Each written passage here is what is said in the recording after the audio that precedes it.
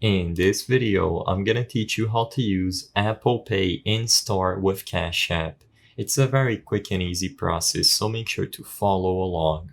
For the method I'm gonna show you in this video, I'm gonna teach you how to add your Cash App card to your Apple Wallet so you can make payments in-store with Apple Pay using your Cash App card.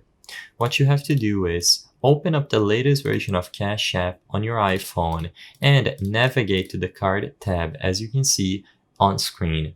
When you go over to the card tab, you will be able to scroll down and find the Add Card to Apple Pay option. Click that option and immediately you will be redirected to your Apple Wallet where you can confirm the details about your card. If everything looks in order, confirm that you wish to link the card to your Apple Wallet and proceed to make any purchase using Apple Pay on your phone.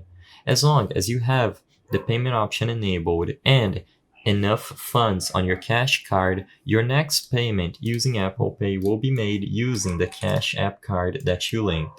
You can manage your card at any time by going to the same window. I hope I was able to help you on how to use Apple Pay in-store with Cash App.